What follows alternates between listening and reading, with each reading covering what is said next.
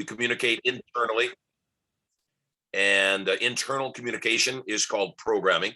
It's the 1,500 words per minute that are going through our brain, telling us who we are and who we aren't, what we can be, what we can do, what we can have. External communication is called influence. And I want to give you a definition of influence that's going to make you tingle.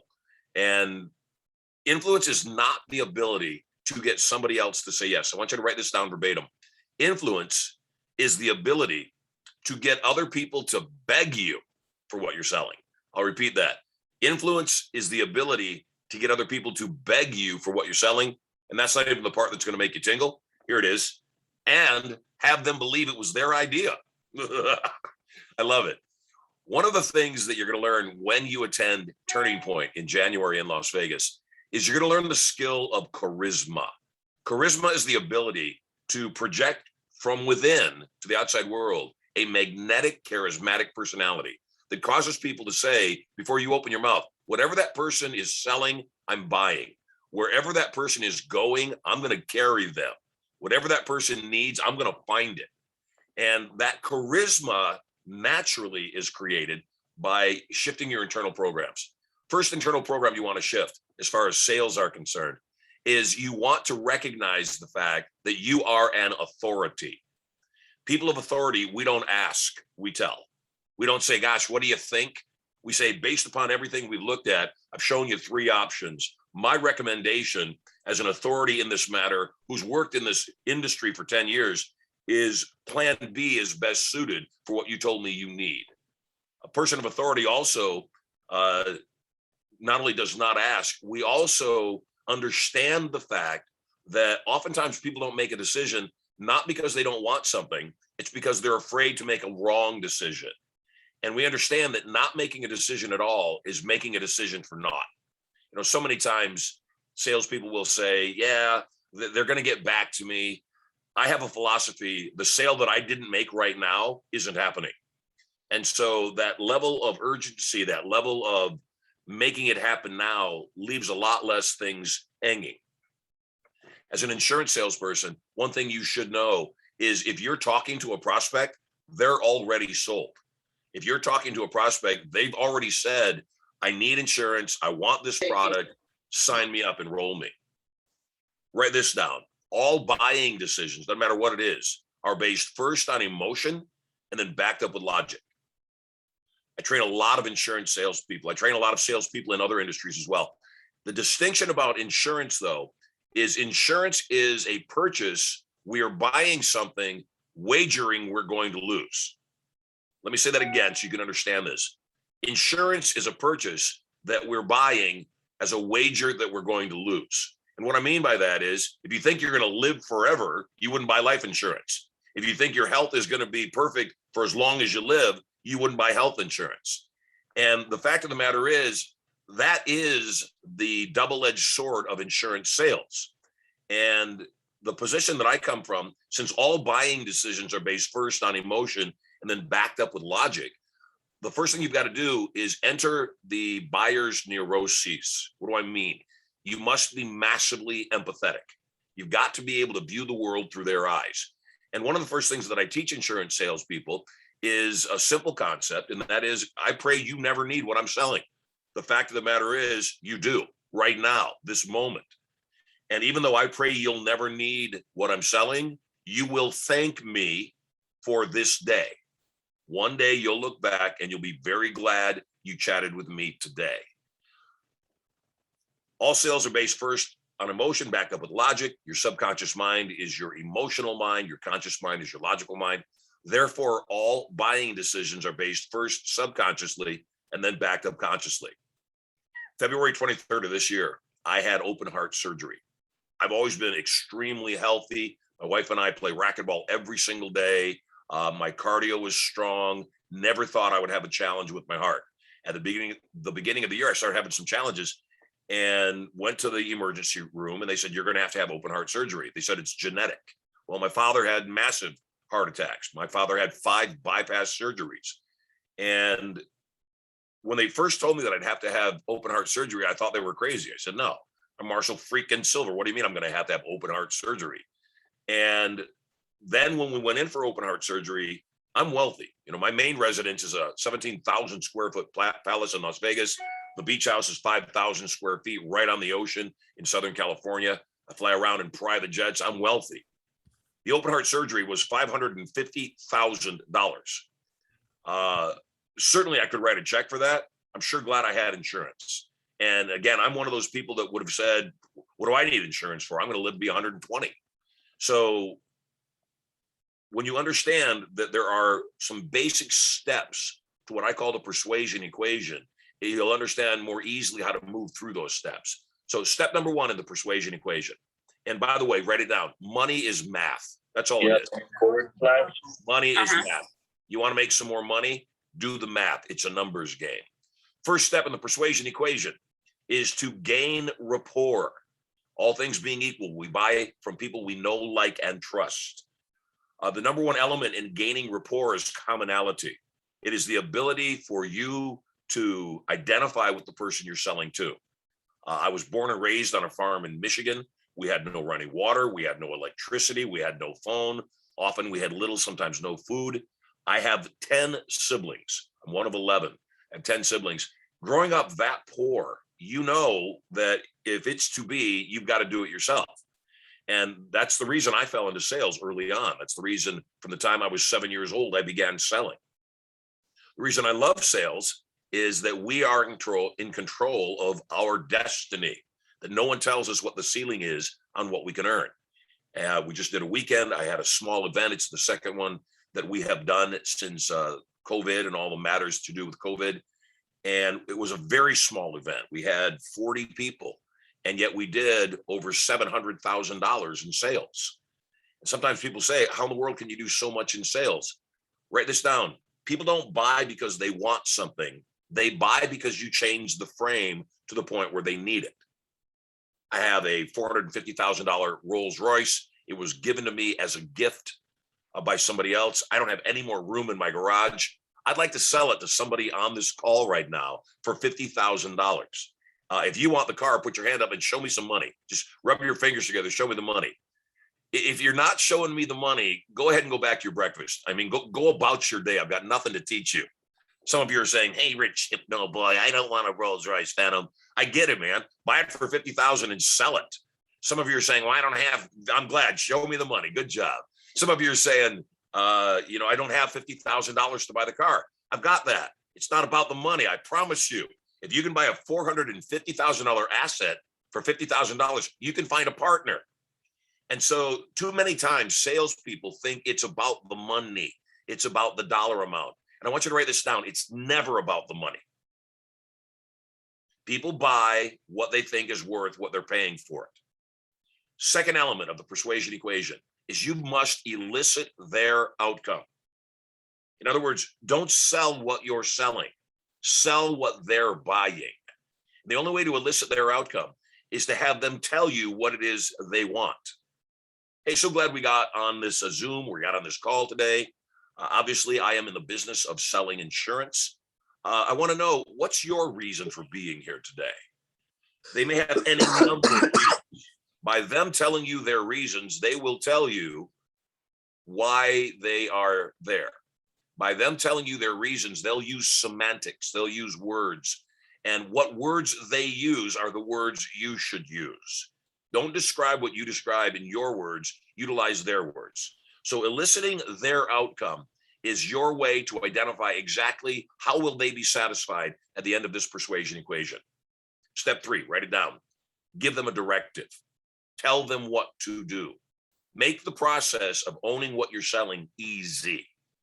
I guess we've covered just about everything. The only question that remains is how soon you'll have the coverage, protection, and sense of security that you now want.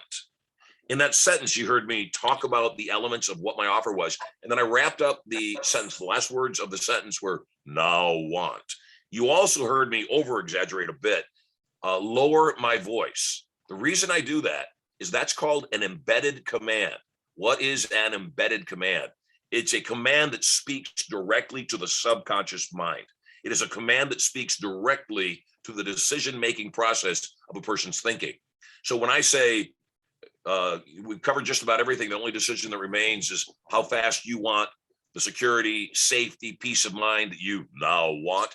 It's like taking a piece of paper, and I've got all this copy on the piece of paper, and the now want is written in bold capital font. It stands out. Most of the communication that you communicate is either tonality if they cannot see you, or physiology when they can. And so many times people don't recognize their inner communication telegraphs to the other person their position. Write this down. This may be the best thing that I say this morning. By the way, I know there's some of you aren't writing anything down, and I'm cool with that. I'm with you for about another 15 minutes. I got on this Zoom to change your life. Should you not write anything down and this be insignificant to you, I'm already over it. I'm okay. And I'm just a happy, healthy, well-adjusted, self-made multimillionaire. What would I care? The fact of the matter is, though, you should care. And the thing I want you to write down is, though, since every single thought we hold creates a physical response in the body. In other words, it's impossible to hold a truth, a thought, without telegraphing it to the outside world. Here's what you should write. Those that are afraid to buy will telegraph that fear when selling. If you want me to repeat it, just think, please repeat that. I'm telepathetic. Those that are afraid to buy will telegraph that fear when selling. Velocity, as it pertains to the economy, is the speed and frequency in which money changes hands. Let's imagine I am at my Vegas house. I'm at my palace in Vegas, 17,000 square feet. It's Sunday night, and I'm supposed to fly back to my beach house on Monday morning. My family's at the beach house. I finish up my work a little bit early. And because I finished it up a little bit early, I realized I just as soon get back to the beach house. I know my pilot's celebrating his birthday with his kid, so I'm not going to bother him to fly me. So I'm just going to drive. So I jump in the rolls and I start to drive from Vegas to San Diego. Usually the way I drive, it's about a 4.5, 5 hour drive. I drive fast. And I get on the freeway and I'm coming back from Vegas. And it just so happens that it's Electric Daisy Carnival weekend. For those of you not in the know, Electric Daisy Carnival, EDC, 150,000 people descend upon Las Vegas. They're all wearing furry hats and glow-in-the-dark necklaces and bracelets, and they're smoking the funny little stick. And if you drive by their car, you can't really see them. The car is filled with a cloud of smoke. And it's that weekend. EDC has just finished. So traffic is bumper to bumper. And a trip that would normally take me 4.5 hours, I left at 4 o'clock.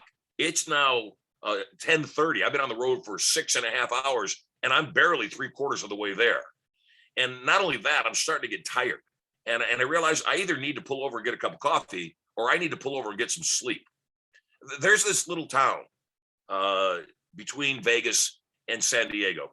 And this little town has a motel, which is not even really a motel because the letter M on the sign is burned out. So it's an hotel. So there's this little hotel, and there's a gas station, automotive repair shop. There is a grocery store, and there's a bar and restaurant. There's nothing else there. So I pull off the road and I pull up to the hotel, and I go in, and I notice there's no cars in the parking lot. The man at the counter says, "Welcome."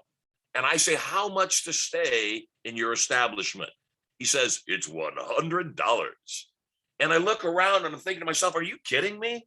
$100. He smiles. He says, "We're the only game in town." And he starts to sound a lot like Jack Nicholson in The Shining. And I'm getting worried. And so I say, okay, I pull out a $100 bill and I put it on the counter. And I say to him, "I'm going to go check out the room. If I like the room, I'll stay. You keep my $100. If I don't like the room, I'll come back. I'll get my $100 and I'll be on my way." I start to go to check out the room. I no sooner get out of eye shot. He reaches down and grabs my $100 off the counter. He runs across the street to the bar and grill, and he puts the $100 on the bar. And he says to the guy behind the bar, he says, "Hey, bud, this should cover my tab." The owner of the bar picks up the $100, says thanks, hands it to the guy across the bar who's drinking at the bar. And he says, "Hey, John, this should cover the groceries that I bought in your grocery store." John takes the money, hands it to his drinking friend. He says, "Hey, Rod, this should cover the repairs you did on my car." Rod takes the money, winks at the woman at the end of the bar, and says, "Yep, you know what this is for." He gives her the money. She leaps out of her seat, runs across the street to the motel, puts the money on the counter, and says to her boyfriend, hey, honey, here's the money I borrowed from you. I wanted to pay you back. I decide I'm not going to stay. I decide that I'm just going to grab a cup of coffee and be on my way. And so I walk back out, I grab my $100 off the counter, get my coffee, get in my car, get on my way. My question to you is, were those 5 transactions, those debts, paid in full? And the answer, of course, is a resounding yes, they were paid in full. Even though the money was back in my pocket, it was all paid in full. And so what so many times people don't understand, and I frankly have found this in the insurance industry more than other industries, because it's a fear-based sale, that if you are afraid to spend money, you will telegraph that fear of closing that sale, of making that sale happen to the people you chat with. So I want you to fall in love with buying things. I want you to fall in love with the velocity of money. I want you to recognize and have an attitude when you're talking to your customers. If not me now, who when? I want you to have a highly assumptive attitude. I want you to know that, and I want you to never apologize for selling something. I close hard. That's how I close the numbers that I close. And I want you to one day be able to say that I close hard. The antithesis of that is people that say, well, I don't really sell anything. I provide a service. And I say hogwash. You sell things. That's what you do. The challenge is so many times people aren't proud that they sell things. I want you to be proud that you sell things. I want you to understand what I said at the beginning. You are the cornerstone of this economy. When we sell things, we increase velocity in the world. And when somebody says to me, you're just trying to sell me something, I kind of chuckle and I say, of course I am. I'm a salesperson. It's good for me. It's good for you. It's good for the entire economy. Everybody wins. And therefore, you never apologize. Well, you're just here to sell me a policy. Well, I'm guessing you're just here to buy a policy because we're talking. So I just wanted to be clear on that. Gain rapport, elicit their outcome, give a directive. Step 4 of the persuasion equation.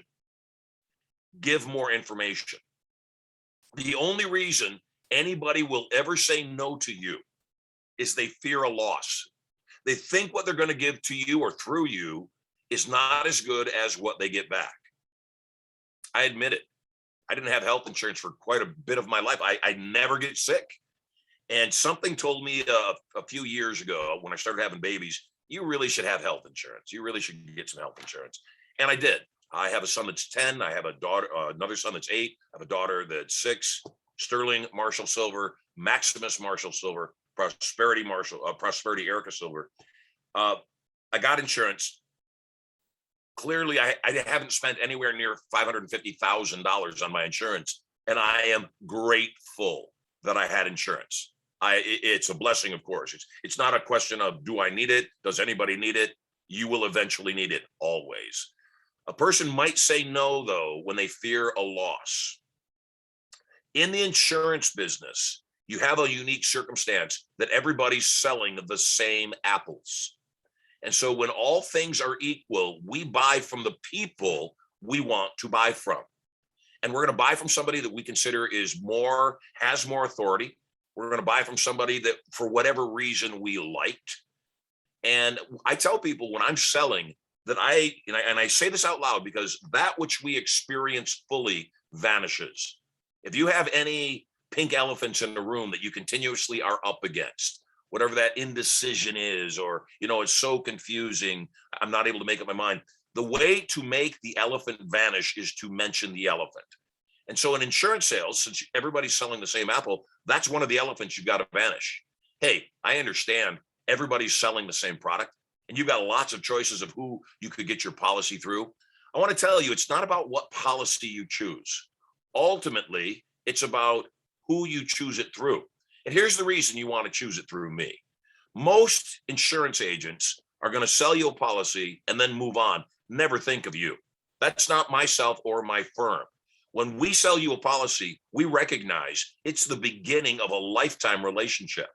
And you are not just a number to us. You're not just a commission to us. You are a human being to us. And when we sell you a policy, we are here to not only sell you the policy, we're here to service it, which means should you have any challenges, Anytime the company decides, oh, we're not going to pay on that, and there is something that we can do to assist you in maintaining your peace of mind and protecting you as the policyholder, you call us. Here's the direct line to get to me, and we'll handle that for you.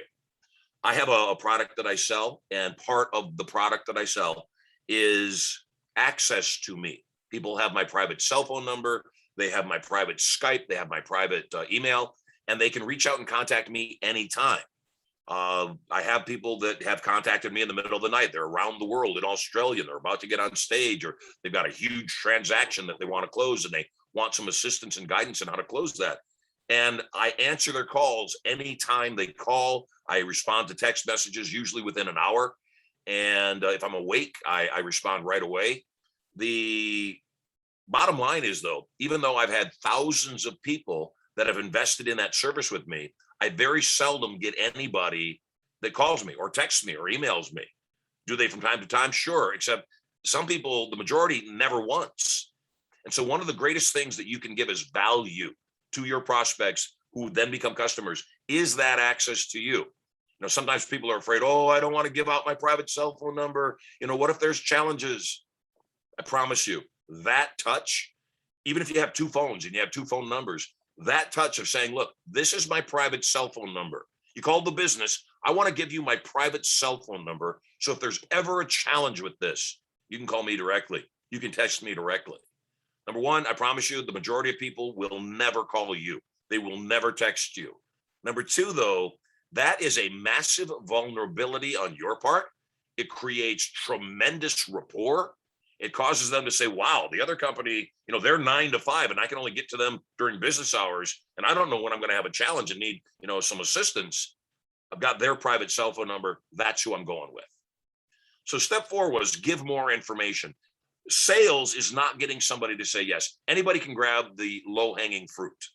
I want you to write down this term. Sometimes people call things objections. I don't want you to have objections in your life. I want you to reframe that, change the frame around that whole idea. I want you to write this down. My job is to play with resistance. I'll say it again. My job is to play with resistance. Your prospect, your client, your customer is going to resist you. It's okay. The person that plays with resistance best wins. What do I mean by that? You don't get to the scale that I've gotten to. You don't get to the numbers that I turn in on a consistent basis as a salesperson without playing with resistance. There's always going to be lay down sales. There's going to be people that, get to the meeting with you, get on the call with you, and they say, I need a policy. What are my options? Take my money. That's all well and good, except that's not where your margin is. Your margin is having the ability to consistently, both you and your organization, close the people that weren't likely to close in one contact, which, by the way, 95% of all your sales should close in one contact. That's the business. And when you have that idea that that's how it works, everything works fine. So that 4th step, play with their resistance, give them more information.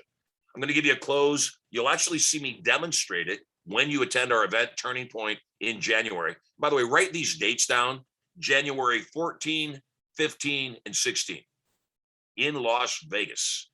It's a $3,000 program. Because of Holly and Josh, we have a special gift for you. You're not going to invest $3,000. In fact, you're not going to invest anything.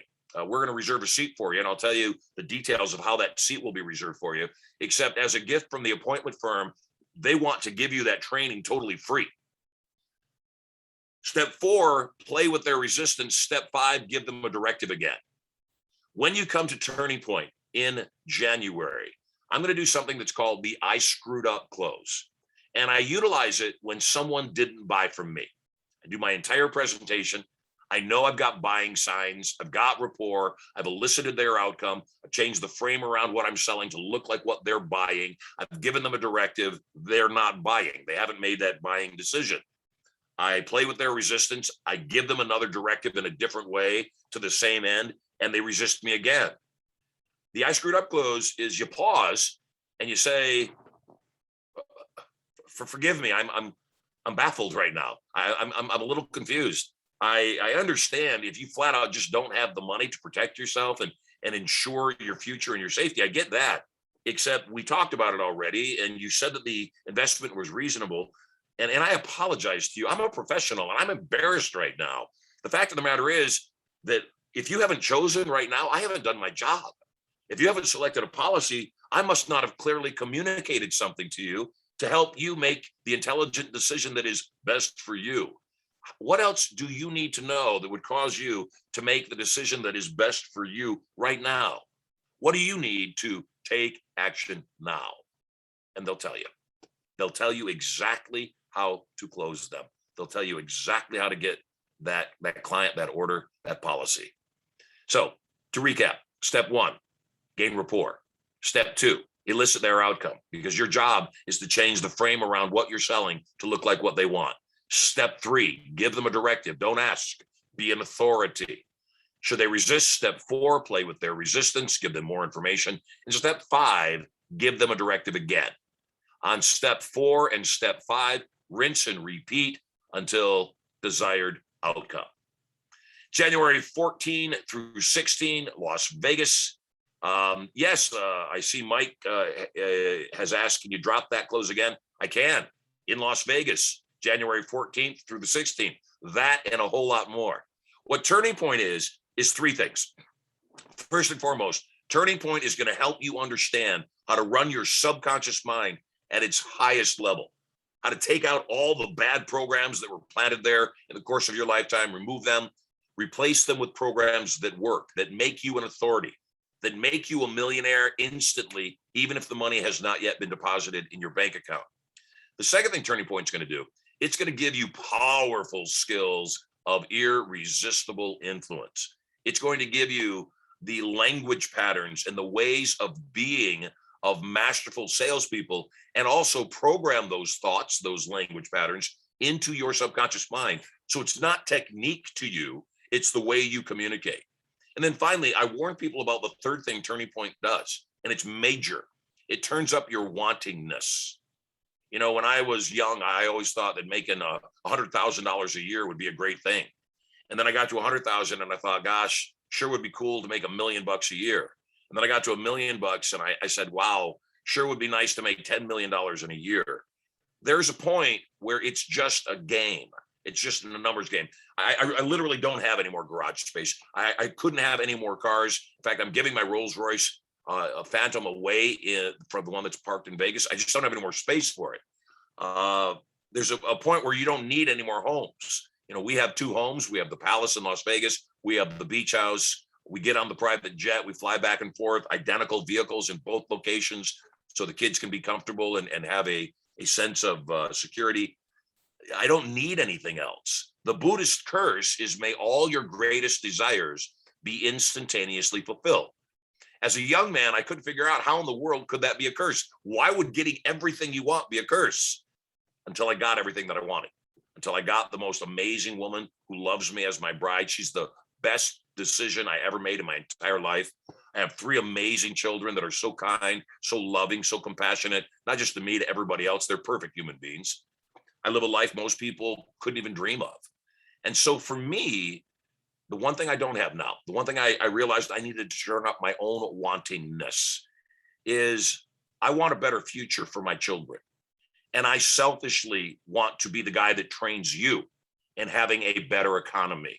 I selfishly want to be the person that trains you to recognize, number one, the government is not our friend. That's not an insult. It's just a fact. Not our friend. And in order for the world to change, we must change. You fly with me once on the private jet, you will like it. You fly with me twice, you'll like it a lot. You fly with me 3 times on the private jet, and it will ruin you for life. So I'm kind of curious, is there anybody here that would like to be ruined for life? Show me the money, baby. Just show me the money. If you want to be ruined for life. I see a couple of you, you're not moving. Oh, never mind, you're a stagnant picture.